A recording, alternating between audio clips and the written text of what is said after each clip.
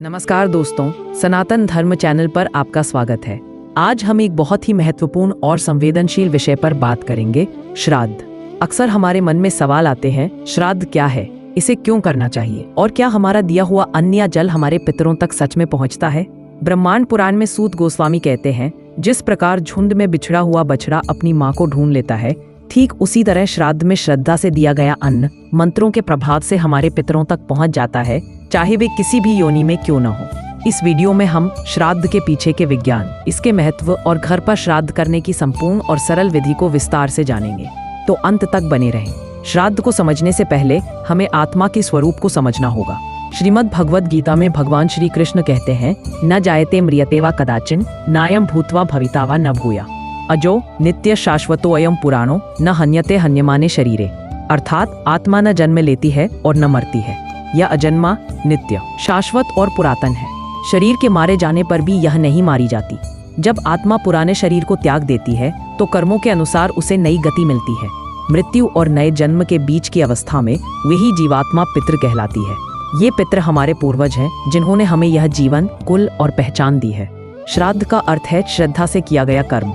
यह केवल एक अनुष्ठान नहीं, बल्कि अपने पूर्वजों के प्रति कृतज्ञता और सम्मान व्यक्त करने का एक माध्यम है। गरुड़ पुराण के अनुसार श्राद्ध कर्म करने से कुल में कोई दुखी नहीं रहता और परिवार को आयु, पुत्र, यश, बल, समृद्धि और धन धान्य की प्राप्ति होती है। शास्त्रों में देव कार्य से भी पहले पितृ कार्य को अधिक महत्वपूर्ण माना गया है। त्रेता युग में स्वयं भगवान श्री राम ने वनवास के दौरान अपने पिता दशरथ जी का श्राद्ध किया था। भगवान श्री चैतन्य महाप्रभु ने भी गया जाकर अपने पूर्वजों के लिए पिंड दान किया था। यह दिखाता है कि पितरों के प्रति कर्तव्य निभाना कितना महत्वपूर्ण है।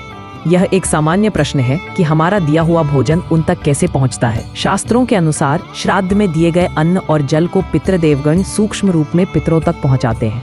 पितरों को दिया गया भोजन उन्हें उसी रूप में मिलता है जिस योनि में वे होते हैं। यदि वे देव योनि में हैं, तो उन्हें अमृत रूप में भोजन मिलता है।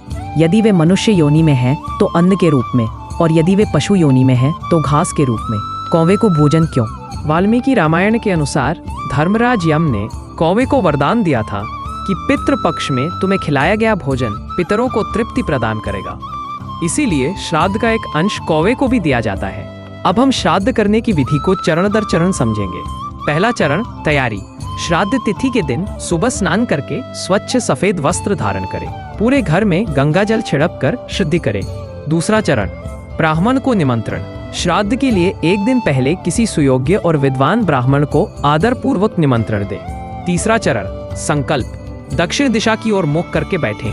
हाथ में जल, कुश, तिल और अक्षत लेकर अपने गोत्र, नाम और अपने पितरों का नाम लेकर श्राद्ध का संकल्प करें।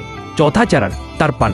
एक तांबे के पात्र में जल, काले तिल, जौ और सफेद फूल डालकर पितरों का नाम लेते हुए तर्पण करें। अंगूठे के माध्यम से जल अर्पित करें और प्रार्थना करें कि वे तृप्त हों। पांचवा चरण, पिंडदान। पके हुए चावल, जौ का आटा, घी और काले तिल को मिलाकर गोल पिंड बनाएं। इसे कुश के आसन पर पितरों को अर्पित करें। छठा चरण, पंचबली भोग। पितरों के लिए बनाए गए सात्विक भोजन में से 5 हिस्से निकालें। गौ बलि, श्वान बलि, काक बलि, देव बलि और पिपीलिका बलि। सातवां चरण, ब्राह्मण भोजन। आमंत्रित ब्राह्मण को आदर पूर्वक भोजन कराएं। उन्हें वस्त्र, दक्षिणा और अन्य सामग्री दान देकर उनका आशीर्वाद लें। श्राद्ध के दिनों में कुछ नियमों का पालन करना बहुत आवश्यक है।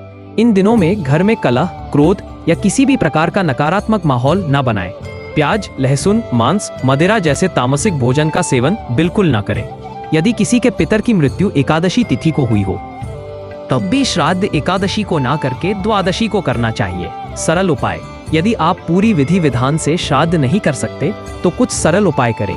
पहला, पितृपक्ष में गाय को हरा चारा और रोटी खिलाएं। दूसरा, पितरों की शांति के लिए गीता के 7वें अध्याय का पाठ करें। तीसरा, किसी गरीब जरूरतमंद ब्राह्मण को भोजन कराएं और सामर्थ्य अनुसार दान दें। चौथा, प्रतिदिन दक्षिण दिशा की ओर मुख करके जल में काले तिल डालकर पितरों को जल अर्पित करें। पितृपक्ष केवल एक परंपरा नहीं, बल्कि अपने जड़ों से जुड़ने और उनके प्रति कृतज्ञता व्यक्त करने का एक अवसर है। पूर्ण श्रद्धा और भक्ति से किया गया एक छोटा सा कर्म भी हमारे पितरों को परम शांति और तृप्ति प्रदान करता है। भगवान श्री कृष्ण गीता में कहते हैं कि पितरों में वे स्वयं अर्यमा है, अतः पितरों की सेवा भगवान की ही सेवा है। आशा है यह जानकारी आपके लिए उपयोगी सिद्ध होगी। इस पितृपक्ष में अपने पूर्वजों को श्रद्धा पूर्वक याद करें और उनका आशीर्वाद प्राप्त करें। वीडियो पसंद आया हो तो इसे लाइक करें, शेयर करें और हमारे चैनल सनातन धर्म को सब्सक्राइब करना न भूलें। हरे कृष्ण।